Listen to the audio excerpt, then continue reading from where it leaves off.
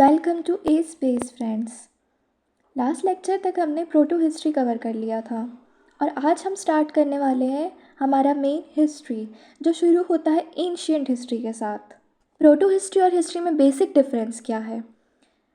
Proto history दोनों में archaeological sources भी अवेलेबल है और लिटरली सोर्सेज भी अवेलेबल है, लेकिन बेसिक डिफरेंस क्या है कि जो प्रोटो हिस्ट्री के लिटरेचर सोर्सेज हमको मिले हैं वो अभी तक डिसाइफर नहीं किए हैं हमने, लेकिन जो हिस्ट्री के लिटरली सोर्सेज है वो डिसाइफर हो चुके हैं। हमें पता है कि वो क्या लिखा है, वो क्या कहना चाह रहे हैं। और जो सबसे बेसिक और सबसे पहला आर्कियोलॉजिकल लिटरली सोर्स माना जाता है हिस्ट्री का, वो माना जाता है वेद को। जो हमारे वेद रहते हैं उन्हें सबसे पहला आर्कियोलॉजिकल लिटरली सोर्स माना जाता है। ठीक है, सबसे पहला लिटरेचर सोर्स वेद है और यहीं से स्टार्ट होती है हमारी एंशियंट हिस्ट्री। और क्योंकि एंशियंट हिस्ट्री की स्टार्टिंग जिस लिटरली सोर्स से हुई है वो है वेद, इसलिए इस एज को नाम दिया गया है वैदिक एज, जहाँ से एंशियंट हिस्ट्री की शुरुआत होती है। ये शुरू होता है 1500 BC से 500 BCE के बीच में। मतलब ये 1500 BC से स्टार्ट होता है और 500 BC तक चलता है। तो चलिए शुरू करते हैं हमारा आज का topic, Vedic age. Vedic age started with the Aryan occupation of Indo Gangetic plains. Indo Gangetic plains वाले रीजन को जब आर्यंस ने ऑक्यूपाई कर लिया तब से शुरुआत मानी जाती है वैदिक एज की। They first settled in the Sapt Sindhu region that is called Land of Seven Rivers. ये सबसे पहले सप्त सिंधु वाले एरिया में सेटल हुए। आर्यंस जब इंडिया में एंटर करते हैं, हमारे देश में एंटर करते हैं, तो वो सप्त सिंधु रीजन में सेटल हुए, जिसे लैंड ऑफ 7 रिवर्स कहा जाता है, मतलब 7 नदियों की ज़मीन। और वो 7 नदियाँ कौन कौन सी थी? सिंधु यानी इंडस, विपाश यानी बीस, वितस्त यानी झेलम, परुष्णी यानी रावी, आसिकनी यानी चेनाब और शुतुद्र यानी सतलज, और लास्ट है हमारी सरस्वती।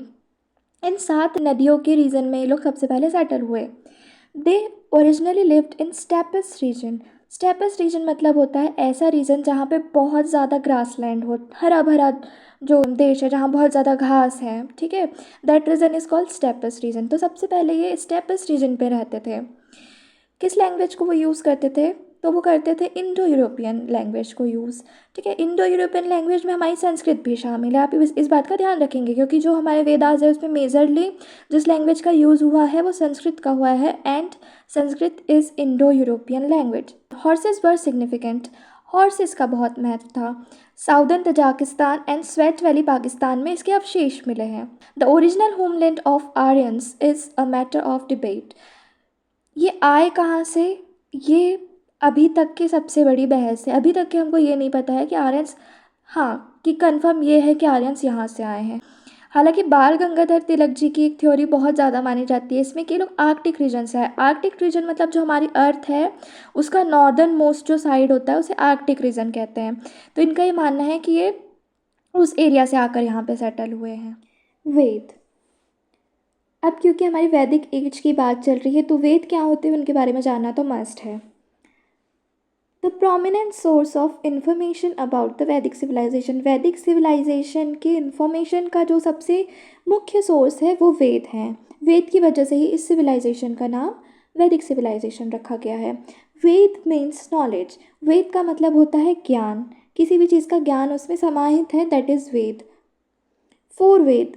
हमारी संस्कृति में 4 वेद माने गए हैं, Rigveda, Samaveda, Yajurveda and Atharvaveda. Each has 4 parts. अब जो ये 4 वेद हैं इनके सभी के 4 पार्ट्स हैं, संहिता, ब्राह्मण, आरण्यक एंड उपनिषद।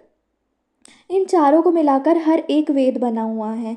ऋग्वेद का अपना संहिता है, सामवेद की अपनी संहिता है, यजुर्वेद की अपनी संहिता है, अथर्ववेद की अपनी संहिता है। ऐसी ये चारों चीज़ें सबकी अपनी अपनी हैं और उनको कंबाइन कर कर एक वेद बनाया गया है। ठीक है, एक बात और आप ध्यान रखेंगे कि जो ये वेद हैं ये कंपाइलेशन है। मतलब पहले तो जो इनका जो सोर्स था वो ये था कि इन्हें रिसाइट किया जाता था, मतलब इनको उच्चारण किया जाता था, मुंह से इनके बारे में कहा जाता था केवल।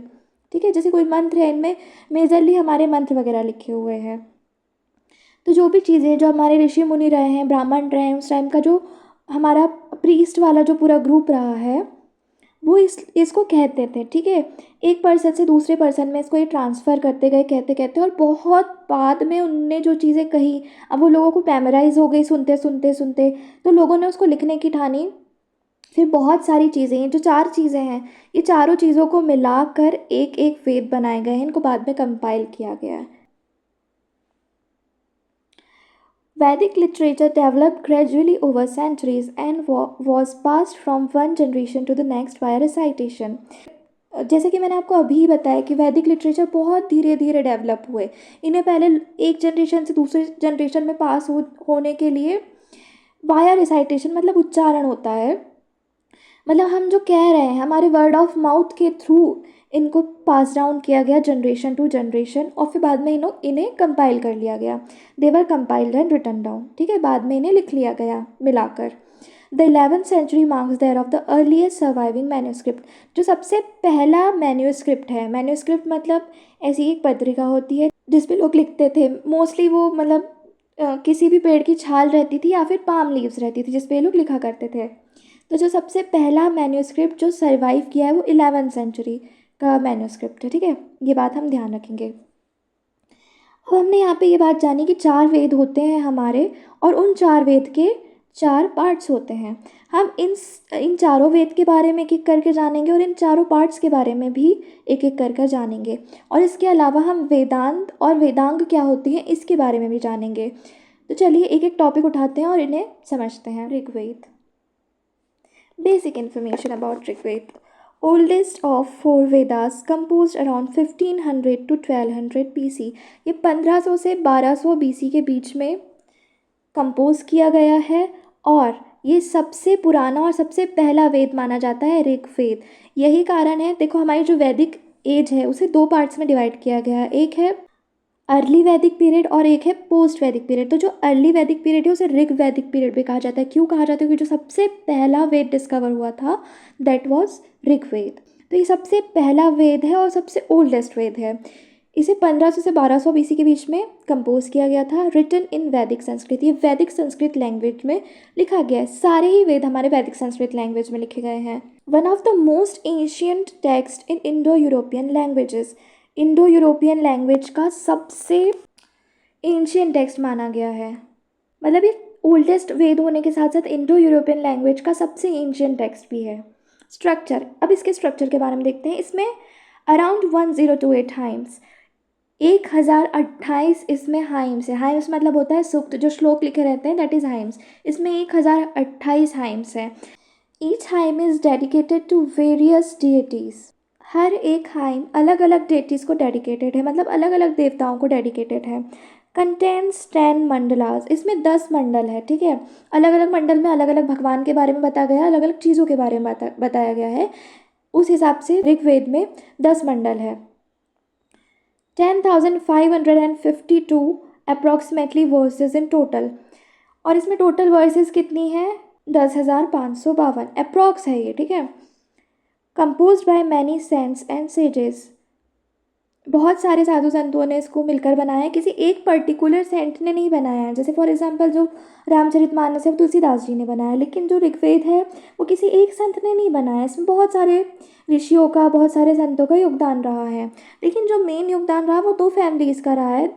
35% by Angira Rishi family and 25% by Kanva Rishi family. तो अंगिरा ऋषि फैमिली और कण्वा ऋषि फैमिली, इन दोनों का जो परिवार था इनका ज़्यादा योगदान है इसमें, 35% एंड 25%। बाकी और भी विश्वामित्र है, अत्रि ऋषि है, भरद्वाज ऋषि है, वशिष्ठ ऋषि है, ठीक है। ऐसे बहुत सारे ऋषि हैं जिन लोगों ने मिलकर इसमें अपना अपना योगदान दिया है। मेजर डेटीज़, अब हम जानेंगे किन किन देवताओं के बारे में इसमें मेंशन किया गया है। इंद्र, किंग ऑफ हेवन, हमारे जो इंद्रदेव हैं जिन्हें स्वर्ग के देवता, स्वर्ग का राजा कहा जाता है, चीफ डेटी थे वो, सबसे मुख्य देवता ऋग्वेद में इंद्रदेव को माना गया है। इसके अलावा अग्नि, द फायर गॉड, मतलब जो अग्निदेव है, इन्हें कैरियर ऑफ सेक्रीफाइसेस, मतलब जो यज्ञ होता था, ठीक है, जो भी बलिदान होते थे इसका इन्हें कैरियर, मतलब इन्हें इसका वाहक माना गया है। कि मतलब अगर हम कोई चीज़ अग्नि में, आपने देखा होगा कि जब यज्ञ होते हैं तो अग्नि में हम स्वाहा स्वाहा कहकर चीज़ें अर्पित करते हैं, तो ये माना जाता है कि अग्नि में अगर हम कोई चीज़ अर्पित कर रहे हैं तो वो अग्निदेव जो हैं वो उसको भगवान तक पहुंचाएंगे, ठीक है। हम जो चीज़ें भगवान का नाम ले लेकर अर्पित कर रहे हैं वो उन भगवान तक अग्निदेव पहुंचाएंगे, ठीक है। इसलिए इन्हें कैरियर ऑफ सेक्रीफाइसेस कहा गया ऋग्वेद में। इसके अलावा और कौन कौन से भगवान थे? सूर्य सन गॉड, सोम यानी मून, वायु यानी हवा, ठीक है, पवन देव, वरुण यानी वाटर जलदेव, उषा यानी डॉन गॉडेस, मतलब जो सुबह एकदम बहुत जो सुबह सुबह का समय रहता है उसे डॉन डॉन कहते हैं, ठीक है। तो उषा, इतने देवताओं का इसमें बहुत ज़्यादा मेंशन है, जिसमें से प्रमुख है इंद्रदेव। ट्रांसमिशन, इसे कैसे ट्रांसमिट किया गया? Initially pass down by word of mouth, पहले से शब्दों के थ्रू ट्रांसफर किया गया। ऋषि मुनि इन्हें पढ़ पढ़ के सुनाते थे। देन प्रिजर्व बाय ब्राह्मण फैमिलीज ओवर जनरेशन, ब्राह्मण परिवार के द्वारा इन्हें बहुत जनरेशन तक के संभाल के रखा गया। आज भी आप कई ब्राह्मण फैमिलीज में देखेंगे उनके पास आपको वेद मिल जाएंगे संभाले हुए।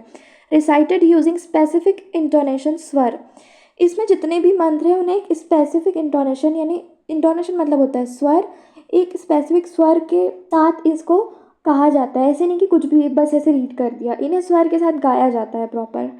Compile later on much later and then written down, बहुत बाद में, मच लेटर बहुत बाद में इन्हें कंपाइल किया गया और इसके बाद इसे लिखा गया। So early seeds of Hindu philosophy, Hindu philosophy के जो अर्ली बीज बोने के काम करे हैं वो ऋग्वेद में करे हैं, ठीक है। मतलब ये हमारा बेसिक स्ट्रक्चर है हिंदुइज्म का। Part of Shruti literature, Rigveda Shruti literature का पार्ट है। अब श्रुति लिटरेचर मतलब क्या हो गया? हमारे हिंदू धर्म में दो तरह के लिटरेचर माने गए हैं, एक तो हो गया श्रुति लिटरेचर और दूसरा होता है स्मृति लिटरेचर, ठीक है। श्रुति का मतलब होता है सुनना, स्मृति का मतलब होता है याद। श्रुति लिटरेचर वो लिटरेचर होते हैं जिन्हें पहले सुना गया है, जिन्हें सुन सुन कर लिखा गया है और बाद में कंपाइल किया गया है। और स्मृति लिटरेचर वो होते हैं कि किसी ने कुछ देखा है, उसे वो चीज़ याद है और बाद में उसे कंपाइल कर दिया गया, जैसे कि रामायण या रामचरितमानस, लोगों ने उस टाइम के लोगों ने वो चीज़ें देखी हैं और बाद में उसे कंपाइल करके एक ग्रंथ का फॉर्म दिया गया है। तो ये होता है श्रुति और स्मृति लिटरेचर में डिफरेंस, और ये चीज़ भी आपको याद रखनी है। तो ऋग्वेद श्रुति लिटरेचर का पार्ट है, मतलब इसे सुन सुन कर कंपाइल किया गया है।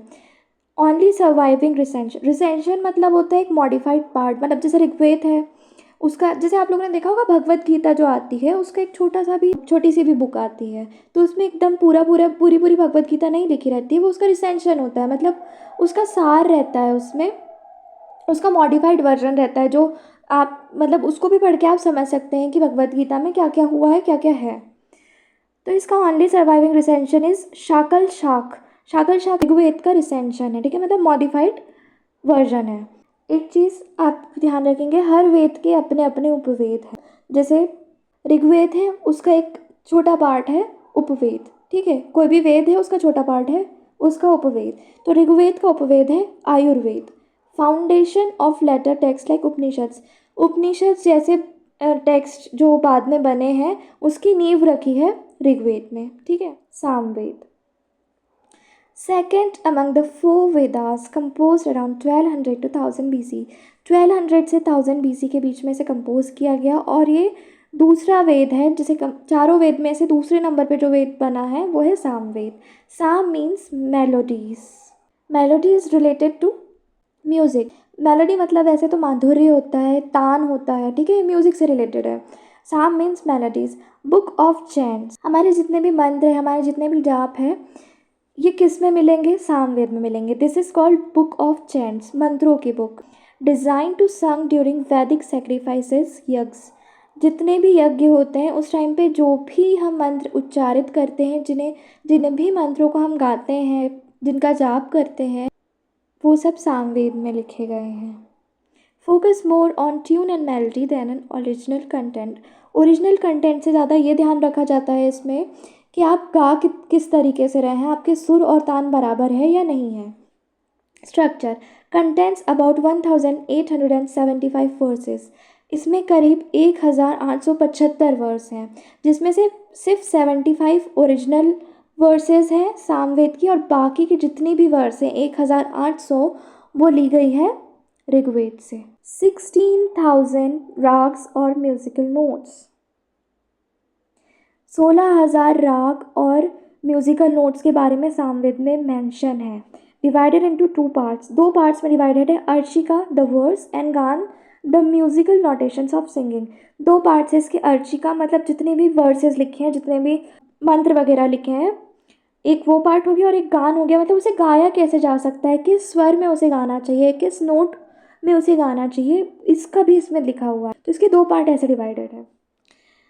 म्यूज़िकल इंपॉर्टेंस, अब सामवेद पूरा म्यूज़िक से रिलेटेड है तो इसका म्यूज़िकल इंपॉर्टेंस जानना बहुत ज़रूरी है। It is considered the origin of Indian classical music. Indian classical music का ओरिजिन सामवेद को माना जाता है। ऑब्वियसली सभी स्वर, नोट, राग वगैरह के बारे में इसमें बहुत ज़्यादा मेंशन है। आप इमेजिन करो 16,000 राग और म्यूज़िकल नोट्स के बारे में मेंशन है। तो ये इंडियन क्लासिकल म्यूज़िक की नींव रखता है। Introduce the earliest form of musical notes, स्वर के बारे में जो सबसे पहला हमको कहीं मेंशन मिलता है वो सामवेद में मिलता है। लेट फाउंडेशन ऑफ राग एंड ताल सिस्टम, राग और ताल से गाने का सिस्टम सामवेद ने रखा है, ठीक है। उसके पहले लोग उच्चारित करते थे, बाद में सामवेद की वजह से उसको तरीके से गाया जाने लगा। emphasizes the power of sound and vibration spiritual practices, जो भी हम आध्यात्मिक कार्य करते हैं उसमें साउंड और वाइब्रेशन का कितना महत्व है, कितनी इंपॉर्टेंस है, वो सामवेद में कहा जाता है। इसलिए तो किसी भी मंत्र को गाकर कहने का उसमें रिवाज बताया गया है। अभी भी आप देखते हैं लोग मैनिफेस्टेशन करते हैं, साउंड एंड वाइब्रेशन पे बिलीव करते हैं कि जो कहते हैं वो सही होता है। आप मेडिटेशन करो, मैनिफेस्टेशन करो, उसमें ये सब वही है। हमारी हिंदुज़म में पहले ही ये सब चीज़ों की नींव रखी जा चुकी है। Then reflects the belief that music is a part to the divine, जो संगीत है वो भगवान से मिलने का रास्ता है, इसमें ऐसा बताया गया है। Transmission, like other Vedas pass down orally with specific melodies, जैसे ऋग्वेद को वर्ड ऑफ माउथ के थ्रू, रिसाइटेशन के थ्रू पास किया गया जनरेशन टू जनरेशन, वैसे सामवेद को भी उच्चारण के थ्रू ही पास किया गया। लेकिन जो सामवेद है उसे स्पेसिफिक मेलोडीज, मतलब उसे प्रॉपर गा कर लोगों को पास डाउन किया गया। मतलब मंत्र को, इसके जो मंत्र है उसे गा गा कर लोगों को बताया गया। Precise pronunciation and pitch were strictly maintain, एक सटीक प्रोनाउंसिएशन से आपको, मतलब आपको आपके उच्चारण सही होना चाहिए और आपकी पिच परफेक्ट होना चाहिए, आपके सुर सही होना चाहिए।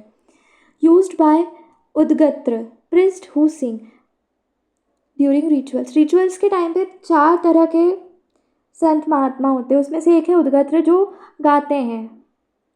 जब यज्ञ होता है या कोई भी स्पिरिचुअल प्रैक्टिस की जाती है तो उद्गत्र ऐसे पंडित होते हैं जो मंत्रों का उच्चारण करते हैं, मंत्रों को गाते हैं, ठीक है।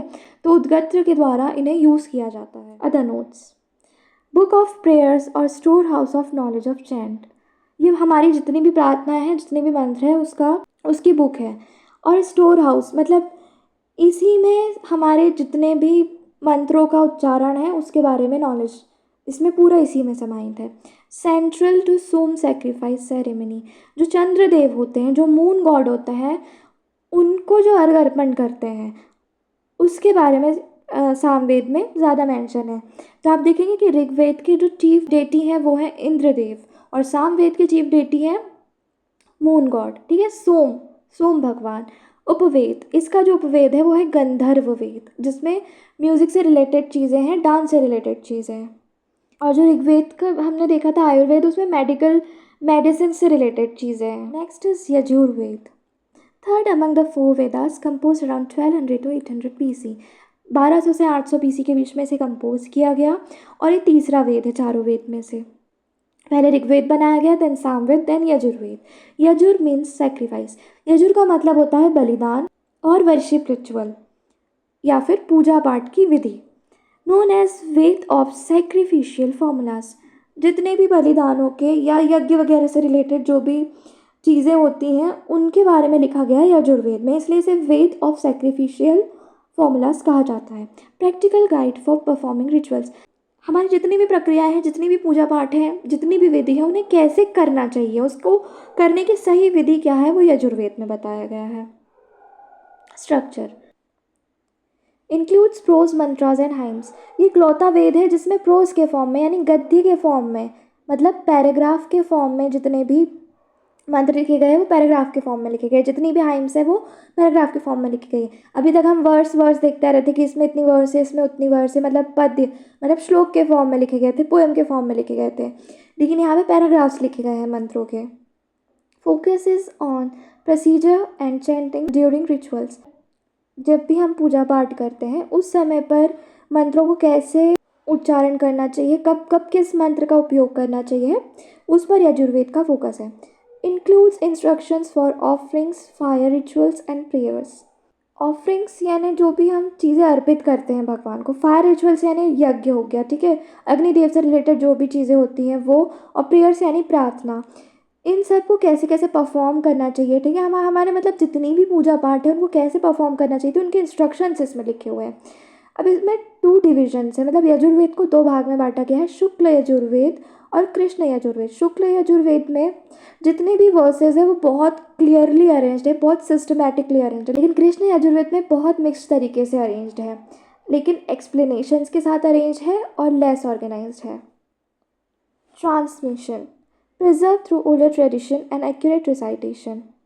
सही उच्चारण के साथ वर्ड ऑफ माउथ के थ्रू इसे प्रिजर्व किया गया। यूज्ड बाय अध्वर्यु प्रिस्ट, जैसे कि मैंने बताया था 4 तरह के पुजारी होते हैं पूजा करते टाइम। एक हमने देखा था यहाँ पे उद्गत्र, और अब हम पढ़ रहे हैं अध्वर्यु पृष्ठ के बारे में। अध्वर्यु पृष्ठ वो होते हैं जो यज्ञ से रिलेटेड कोई भी फिजिकल चीज़ परफॉर्म करते हैं। फॉर एग्जांपल यज्ञ का अरेंजमेंट करना, यज्ञ कुंड बनाना, लकड़ियाँ लेकर आना, उन्हें अरेंज करना, पूजा की सामग्री एक तरफ व्यवस्थित करना, वो अध्वर्यु पृष्ठ का काम होता है। इसलिए वो यजुर्वेद का यूज़ करते हैं क्योंकि उसमें लिखा रहता है कि ये पूजा, आपको अगर ये पूजा करनी है तो इसमें आपको ये सामान लगेगा और आपको इस तरीके से इन्हें रखना है और इस तरीके से आप इसकी पूजा करेंगे। तो अरेंजमेंट करते टाइम कोई भी एक आप गाइड का यूज़ करते ही हैं, तो उनके लिए यजुर्वेद एक गाइड की तरह है। रिसाइटेड ड्यूरिंग इम्पॉर्टेंट रिचुअल्स इन एशियन टाइम्स। एशियन टाइम्स में मतलब पुराने समय में जितनी भी इम्पॉर्टेंट रिचुअल्स हुई है उस टाइम पे यजुर्वेद के मंत्रों का उच्चारण किया गया है। Other notes stresses discipline, order and precision in rituals. ये किस चीज़ पे मेनली फोकस करता है? डिसिप्लिन, मतलब एक प्रॉपर डिसिप्लिन होना चाहिए। अगर आपने व्रत रखा है, आप सुबह प्रॉपर उठिए, नहाइए, पूजा कीजिए, ऐसा नहीं कि आप कभी भी उठ रहे हैं कभी भी पूजा कर रहे हैं, ठीक है। तो ये डिसिप्लिन पे फोकस करता है। Order and precision in rituals, किसी भी पूजा को करने का एक सटीकता होनी चाहिए और एक पर्टिकुलर ऑर्डर है कि आप पहले भगवान को नहलाएंगे, फिर उन्हें पोछेंगे, फिर उन पर हल्दी कुमकुम चढ़ाएंगे। ऐसा नहीं कि आपने पहले उन पर हल्दी कुमकुम चढ़ा दिया और फिर बाद में आप उनको नहला रहे हैं। तो ये सब यजुर्वेद में मेंशन है। देन कनेक्ट्स द मटेरियल, यानी कि फिजिकल रिचुअल्स, जो भी हम चीज़ें परफॉर्म कर रहे हैं भगवान को, उसे स्पिरिचुअल रैल्म, मतलब भगवान, मतलब हमारे अध्यात्म के जो हम आराध्य हैं उनको जोड़ने का काम करता है। डिस्क्राइब रिचुअल्स लाइक अश्वमेध, हॉर्स सेक्रीफाइस, घोड़े का बलिदान किया जाता है इसमें, मतलब मारा नहीं जाता है पर उन्हें घोड़े को छोड़ते थे, पहले के राजा महाराजा करते थे, राजसूय यज्ञ और अश्वमेध यज्ञ। तो ये जो मेन इंपॉर्टेंट, ये बहुत इंपॉर्टेंट यज्ञ माने जाते हैं, इन दोनों का भी मेंशन यजुर्वेद में है। और यजुर्वेद का जो उपवेद है वो है धनुर्वेद। इसमें वॉर से रिलेटेड, शस्त्र अस्त्र शस्त्र से रिलेटेड, शस्त्र विद्या से रिलेटेड मेंशन है चीज़ें। देन नेक्स्ट इज अथर्ववेद, ये हमारा लास्ट वेद है। इसके बाद हम वेद में के जो 4 पार्ट होते हैं, हर वेद के जो 4 पार्ट होते हैं उनमें क्या क्या होता है वो पढ़ेंगे। Atharvaveda, fourth and last of 4 Vedas, compose around 1000 BC और लेटर। 1000 BC या उसके बाद के आसपास तक इसे कंपोज किया गया और ये 4th और लास्ट वेद माना गया, सबसे आखिरी में बनाया गया। अथर्ववेद सबसे छोटा वेद माना जाता है। नेम्ड आफ्टर सेज अथर्व, ऋषि अथर्व के नाम पर इनका नाम रखा गया। एक ऋषि हुए जिनका नाम अथर्व है, उनके नाम पर अथर्ववेद का नाम रखा गया है। ऑल्सो नोन एज ब्रह्मवेद, इसे ब्रह्मवेद भी कहा जाता है। वेद ऑफ मैजिकल फार्मूलाज, इसमें जादुई फार्मूले मेंशन है, इसलिए इसे वेद ऑफ मैजिकल फार्मूलाज कहा जाता है। और book of knowledge of everyday life, हमारे जो दिन प्रतिदिन का जीवन है उसके नॉलेज के बारे में भी चीज़ें इसमें मेंशन है, इसलिए इसे book of knowledge of everyday life कहा जाता है। Mainly focuses on the treatment of 99 diseases, कुछ 99 डिसीजेज़ हैं जो इसमें मेंशन है और उनके बारे में, उनके ट्रीटमेंट के बारे में इसमें मेंशन है। Associated with 2 rishis, Atharva and Angira. Atharva Rishi पर तो इनका नाम ही रखा गया है, इसके अलावा अंगिरा ऋषि भी है, मेनली इनसे एसोसिएटेड है। Structure contains around 730 hymns and over 6000 mantras across 20 books. इसमें 730 श्लोक हैं, 6000 मंत्र है और इसे अराउंड 20 बुक में आप देख सकते हैं अथर्ववेद की। It describes the popular belief and superstitions of people. जो भी लोग किसी भी चीज़ में मानते हैं, जो उनके विश्वास रहते हैं, अंधविश्वास रहते हैं, और जो भी पॉपुलर मान्यताएं हैं हमारी, उसके बारे में अथर्ववेद में मेंशन है। Focus is on practical life unlike other Vedas that are mainly ritualistic. अभी तक हमने देखा कि ऋग्वेद में मेंशन था, सभी तीनों वेद जो अभी तक के हमने पढ़े अथर्ववेद से पहले, उसमें रिचुअल से रिलेटेड चीज़ें मेंशन है। जैसे कि ऋग्वेद में आप देखेंगे पहले भगवान के बारे में मेंशन है, फिर सामवेद में मेंशन है कि जो भी मंत्र हम पूजा करते हैं उन्हें गाना चाहिए।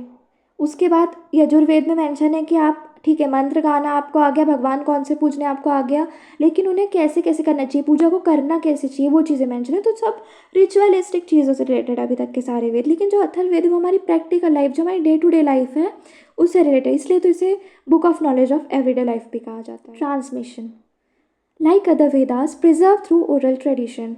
इसे भी वर्ड ऑफ माउथ के थ्रू ट्रांसफ़र किया गया, सारे वेद वर्ड ऑफ माउथ के थ्रू ट्रांसफ़र किए गए और बहुत बाद में कंपाइल किए गए।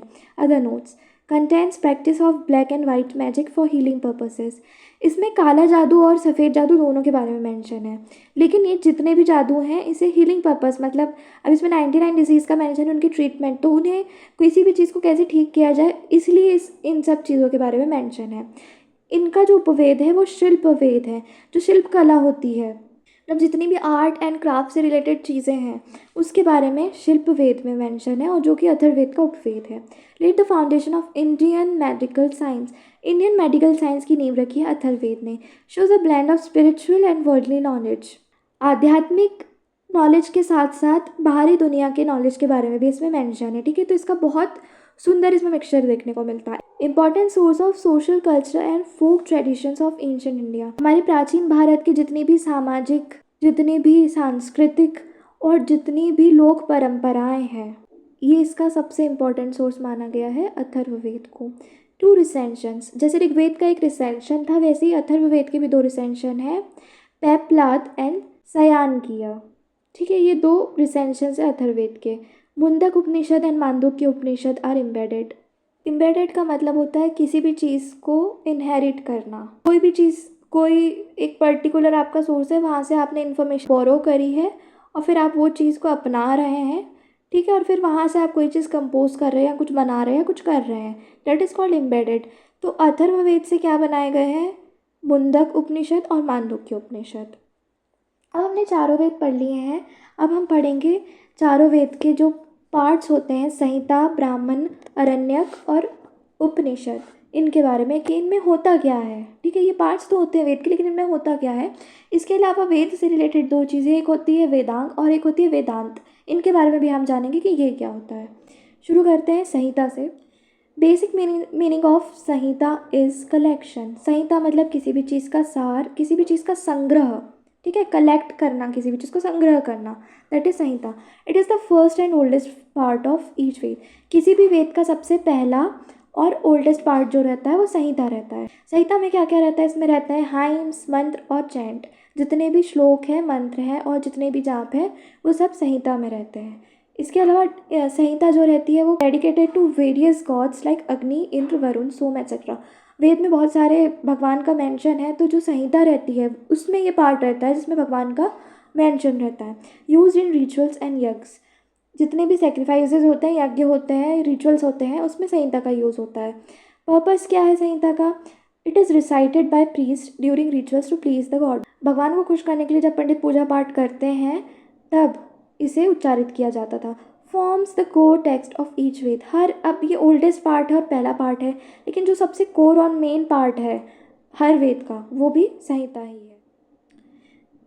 Each Veda has its own Samhita. हर वेद की अलग अलग संहिता है। ऋग्वेद की संहिता है हाइम्स, सामवेद की संहिता है म्यूजिकल चैंट्स, यजुर्वेद की संहिता है सैक्रिफिशियल फॉर्मूलाज और अथर्ववेद की संहिता है स्पेल्स, प्रेयर्स और डेली लाइफ कंसर्न्स, ठीक है। मतलब जिन जिन चीज़ों के बारे में उसमें मेंशन है बेसिकली वो संहिता है उसकी। देन नेक्स्ट आ जाता है ब्राह्मण्स। ब्राह्मण मीन्स इंस्ट्रक्शन और एक्सप्लेनेशन रिलेटेड टू रिचुअल्स। हमारे रिचुअल से रिलेटेड जो भी निर्देश दिए गए हैं, जितने भी एक्सप्लेनेशन दिए गए हैं, उसका मतलब होता है ब्राह्मण। ब्राह्मण मतलब निर्देश या फिर explanation related to rituals. Second layer of Vedic text. पहली लेयर है संहिता और सेकेंड लेयर जो फॉर्म करती है वेद को वो है ब्राह्मण। रिटन इन प्रोज, गद्य के फॉर्म में इन्हें लिखा गया है। कंटेंट क्या होता है ब्राह्मण में? Explains how and why ritual should be perform. Rituals को कैसे परफॉर्म करना चाहिए और क्यों परफॉर्म करना चाहिए, ये ब्राह्मण्स में मेंशन है। Gives meaning behind मंत्रस, symbolism and ritual procedures. जो भी हम पूजा पाठ करते हैं, जितने भी हमारे सिम्बॉल्स को हम मानते हैं, जैसे कि शुभ लाभ, ओम, इनका इम्पोर्टेंस क्या है, इनके अर्थ क्या है, ये जो मंत्र है इनके अर्थ क्या है, इनका इम्पोर्टेंस क्या है, ये सभी ब्राह्मण्स में एक्सप्लेन्ड है। पर्पस क्या है ब्राह्मण्स का? गाइड्स प्रीच ऑन रिचुअल्स, यज्ञ एंड सेक्रीफाइसेस।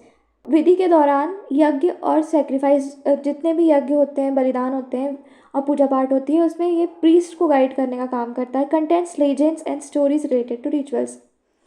जो भी पूजा पाठ है उससे रिलेटेड जो भी कहावतें हैं, जो भी कहानियाँ हैं, कथा कहानियाँ हैं, वो ब्राह्मणस में मेंशन है। ठीक है, आप देखते होंगे कई चीज़ें हमारे घर में पूजा पाठ होते हैं, व्रत होते हैं, उनकी अलग अलग कहानियाँ कि ये शुरू कब से हुई, इन्हें कब से करना चालू किया, तो वो सब ब्राह्मणास में मेंशन है। इनके एग्जाम्पल्स क्या हो गए? शतपथ ब्राह्मण ऑफ यजुर्वेद, अत्रेय ब्राह्मण ऑफ ऋग्वेद। ऋग्वेद का जो ब्राह्मण है उसका नाम है अत्रेय, और यजुर्वेद का जो ब्राह्मण है उसका नाम है शतपथ। Next is Aranyak. अरण्यक का बेसिक मीनिंग ही होता है बिलोंगिंग टू फॉरेस्ट, जो फॉरेस्ट से रिलेटेड है। अरण्य मतलब ही फॉरेस्ट होता है एक्चुअली। संस्कृत का जो अरण्य वर्ड है उसका मतलब होता है जंगल। तो जंगल से रिलेटेड जो भी चीज़ें हैं, that means Aranyaka. Written for those who left society and went to the forest for spiritual practices. पहले के लोग घर छोड़कर यज्ञ करने, अध्यात्म को प्राप्त करने जंगल चले जाया करते थे, वनवासी हो जाया करते थे, और वन में ही वो अपनी कुटिया वगैरह बना के अपना निर्वाह किया करते थे। तो उन लोगों से रिलेटेड जो चीज़ें हैं वो अरण्यक में मेंशन है। इसमें कंटेंट क्या क्या है? Discuss symbolism, meditation and internal meanings of rituals. Symbolism से रिलेटेड, मेडिटेशन से रिलेटेड, और जो भी हमारे आंतरिक अर्थ है, हमारी जो प्रथाओं के आंतरिक अर्थ है, उनसे रिलेटेड चीज़ें इसमें मेंशन है। Transition from ritual worship to philosophy. अब क्योंकि इसमें मेंशन है कि लोग घर छोड़ के आध्यात्म को प्राप्त करने के लिए मेडिटेशन कर रहे हैं, तप कर रहे हैं, ये सब चीज़ों से रिलेटेड इसमें चीज़ें मेंशन है, तो ये फिलोसॉफी और रिचुअल वर्शिप के बीच में जो जर्नी है उसकी मीडिएटर का काम करता है, उसके बीच के ट्रांजिशन का काम करता है। Purpose, bridge between Brahmanas and Upanishad. Brahmanas और उपनिषद के बीच में एक ब्रिज का काम करता है ये। Intended for sages who lived in forest. ऐसे संत जो फॉरेस्ट में रहते हैं उनके लिए स्पेशली है। इसका नेचर क्या है? लेस रिचुअलिस्टिक, रिचुअल्स में ज़्यादा बिलीव नहीं है इसका। मोर स्पिरिचुअल एंड रिफ्लेक्टिव, चीज़ें जो ज़्यादा रिफ्लेक्ट होती हैं, जो ज़्यादा अध्यात्म की हो रही है, जो ज़्यादा फिलोसॉफिकल है, उस चीज़ों से रिलेटेड इसमें मेंशन है। बात करते हैं लास्ट पार्ट की, जो हमारे चारों वेदों के लास्ट पार्ट है, that is Upanishad. Basic meaning of Upanishad is sitting near the teacher. किसी गुरु के समक्ष बैठना, किसी गुरु के पास बैठना मतलब होता है उपनिषद। टू लर्न सीक्रेट नॉलेज, ठीक है, गुरु से गुरु मंत्र लेना, ज्ञान प्राप्त करना, that is Upanishad. Final and most philosophical part of Veda. वेद का सबसे फिलोसॉफिकल जो पार्ट है वो उपनिषद ही है, क्योंकि इसमें ऑब्वियसली ज्ञान के बारे में बात हो रही है, गुरु मंत्र के बारे में बात हो रही है। डील्स विद ब्राह्मण, यूनिवर्सल सोल एंड आत्मन। ब्रह्म और आत्मा के बीच का जो संबंध है उससे ये डील करता है। ठीक है, मतलब आप इंसान हैं, आप कैसे अपने सोल से कनेक्ट कर सकते हैं, आप कैसे उस डिवाइन एनर्जी से कनेक्ट कर सकते हैं, ये सब उपनिषद में मेंशन है। टीचेस सेल्फ रियलाइजेशन, मोक्ष, कर्म, रिबर्थ एंड मेडिटेशन। खुद को जानना, मोक्ष, कर्म, पुनर्जन्म, मेडिटेशन, ये सब चीज़ों से रिलेटेड इसमें चीज़ें बताई गई हैं। इसका पर्पस क्या है? It answers deep spiritual questions like who am I, what is the soul, what is ultimate reality. ये स्पिरिचुअल जो क्वेश्चंस रहते हैं, जो बहुत गहरे क्वेश्चंस रहते हैं, जैसे कि मैं कौन हूँ, मेरी आत्मा क्या है, और जो वास्तविक सच्चाई है दुनिया की वो क्या है, मोक्ष क्या है, ये सब चीज़ों से रिलेटेड उपनिषद में मेंशन है। इसका इंपॉर्टेंस क्या है? It forms the core of Indian philosophy. Indian philosophy का जो फाउंडेशन है वो उपनिषद रखता है। नॉट फोकस्ड ऑन रिचुअल्स पे ये फोकस नहीं करता है, but on inner realization and knowledge. ज्ञान और आप अपने अंदर से खुद को जानो, अपनी सोल को जानो, ये सब पे ये फोकस करता है। अब हमने चारों वेद के बारे में पढ़ लिया, चारों वेद के पार्ट्स के बारे में पढ़ लिया। अब दो चीज़ और मैंने बताई थी, होती है वेदांत और वेदांग। अभी क्या होते हैं इनके बारे में और देख लेते हैं, और इस लेक्चर में हम इतना ही पढ़ेंगे। देन उसके बाद हम स्टार्ट करेंगे टाइप्स टाइप्स ऑफ वैदिक एज। वैदिक एज को दो पार्ट में डिवाइड करा गया है, अर्ली वैदिक पीरियड यानी कि ऋग्वैदिक पीरियड और लेटर वैदिक पीरियड। तो नेक्स्ट लेक्चर में हम उसे समझेंगे। अब वेदांत मतलब होता है एंड ऑफ वेद, मतलब वेद का अंत। ये बना ही दो शब्द से, वेद और अंत से। वेद का अंत, that is Vedanta. It refers to the philosophical teachings found in the Upanishad. उपनिषद में जितनी भी फिलोसॉफिकल शिक्षाएं दी गई है, ठीक है, उनको ये रेफर करता है, ठीक है, उनको इंडिकेट करता है। नेचर क्या है इसका? फोकसेस ऑन स्पिरिचुअल नॉलेज, आध्यात्म पे बिलीव करता है, रिचुअल्स पे नहीं। डील्स विद सेल्फ रियलाइजेशन, अपनी आत्मा को जानो, अपनी सोल को जानो। एंड यूनिवर्सल रियलिटी, जो भी एटर्नल ट्रुथ है, जो भी ब्रह्म है, जो भी भगवान है, उनको जानो, ठीक है। ये वेदांत का, क्योंकि अभी उपनिषद से रिलेटेड है, फिलोसफिकल चीज़ से रिलेटेड है, उसमें भी यही सब है।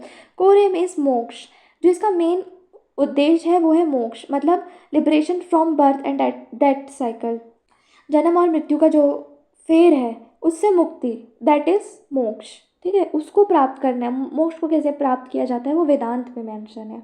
मेन टेक्स्ट क्या क्या है वेदांत के? उपनिषद बेस टेक्स्ट होता है, फिर ब्रह्म सूत्र होते हैं जिसमें लॉजिकल एक्सप्लेनेशन दिए गए रहते हैं, और भगवत गीता जो है वो प्रैक्टिकल फिलोसॉफी है, उसमें भी उपदेश दिए गए हैं बहुत सारे। फिलोसॉफिकल स्कूल्स ऑफ वेदांत। अब ये स्कूल मतलब वो स्कूल वाला स्कूल नहीं है, पाठशाला वाले स्कूल नहीं है, स्कूल मतलब प्रिंसिपल्स को कहा गया है यहाँ पे, ठीक है। तो वेदांत के कुछ उसूल है, कुछ नियम है, that is philosophical schools of Vedanta. तो इसमें 3 स्कूल्स माने गए हैं वेदांत के: अद्वैत वेदांत, द्वैत वेदांत, विशिष्ट वेदांत, ठीक है। अद्वैत वेदांत मतलब non dualism, everyone is one, कोई टाइप का भेदभाव नहीं, सब एक है, सारे भगवान एक है, एक एटर्नल ट्रूथ है, एक शक्ति है, that is Advaita Vedanta. Vishishtadvaita, qualified non dualism, unity with diversity, एकता में अनेकता का जो कॉन्सेप्ट है, ठीक है, वो विशिष्ट द्वैत में मेंशन है। देन द्वैत, डुअलिज्म, ये डुअलिज्म पे बिलीव करता है, मतलब जो आत्मा और परमात्मा है वो अलग अलग चीज़ है। अद्वैत में कहा गया कि सब कुछ एक है, ठीक है, एक एटर्नल ट्रूथ है, एक एटर्नल शक्ति है, दैट इज अद्वैत वेदांत। द्वैत वेदांत में माना जाता है कि आत्मा परमात्मा एक ही है, और विशिष्ट द्वैत वेदांत में माना जाता है एकता में अनेकता का जो कॉन्सेप्ट है वो। Importance, foundation of Hindu philosophy and spiritual thought. Hindu philosophy और हमारे जो आध्यात्मिक ख्याल है उनकी नींव रखी है वेदांत ने। इनकरेजेस नॉलेज यानी ज्ञान, डिवोशन यानी भक्ति, एंड मेडिटेशन यानी ध्यान। ज्ञान, भक्ति और ध्यान, ये 3 चीज़ों को ये बढ़ावा देता है वेदांत। अब बात करते हैं हमारे आज के लास्ट टॉपिक पे, जो है वेदांग। वेदांग मतलब लिम्स ऑफ वेदास, मतलब वेद के अंग, वेद का ही एक हिस्सा, that is Vedang. These are 6 auxiliary sciences developed to understand, preserve and interpret the Vedas properly. वेद को अच्छे से समझने के लिए, उन्हें संभालने के लिए और उनकी अच्छे से व्याख्या करने के लिए इसमें 6 ऑक्सिलरी साइंसेस डेवलप किए गए हैं। ऑक्सिलरी साइंस मतलब सहायक विज्ञान, 6 सहायक विज्ञान इसमें डेवलप किए गए हैं वेद को प्रॉपरली समझने के लिए, उन्हें संरक्षित करने के लिए और उनकी अच्छे से व्याख्या करने के लिए। इसका पर्पस है help to preserve and practice Vedic knowledge accurately. जो भी वेद है उन्हें अच्छे से संभालना, उनका जो ज्ञान है उसे अच्छे से संभालना और उनकी अच्छे से प्रैक्टिस करना, उसमें ये सहायता प्रदान करता है। Serve as the technical tools to study and teach the Vedas. वेद को कैसे हम अच्छे से पढ़ें, उन्हें कैसे अच्छे से समझें, इसका एक टेक्निकल टूल का काम करता है वेदांग। द 6 वेदांग्स। अब जो 6 ऑक्सिलरी साइंसेस, जो 6 सहायक विज्ञान इसमें मेंशन किए थे, दैट इज़ इटसेल्फ 6 वेदांग्स। पहला है शिक्षा यानी कि education, phonetics and pronunciation, how to chant correctly. Phonetics मतलब होता है ध्वनि विज्ञान, ध्वनि की सहायता से, ध्वनि शास्त्र भी जिसे कहते हैं, तो ध्वनि और उच्चारण का जो प्रॉपर ज्ञान है कि जो मंत्र है, जो भी चीज़ें इसमें मेंशन हैं, जो भी जहाँ पे इसमें मेंशन है, उन्हें किस तरह से सही उच्चारित किया जाए, उसकी शिक्षा, ये शिक्षा में आता है। उसके बाद सेकंड आ जाता है व्याकरण यानी कि grammar, correct usage of Sanskrit, Sanskrit को किस तरह से सही से यूज़ किया, हर लैंग्वेज की ग्रामर होती है, तो ये व्याकरण वही वाले व्याकरण है। देन छंद, छंद मतलब होता है मीटर, मतलब किसी भी चीज़ को मापने का तरीका। रिदम एंड स्ट्रक्चर ऑफ वैदिक वर्सेस, जो हमारे वेदों में जो वर्सेस मेंशन है उनकी रिदम और एक पर्टिकुलर स्ट्रक्चर है जिसे छंद कहा जाता है, इनको गाने का तरीका भी एक अलग होता है, तो वो चीज़ इसमें आ गई।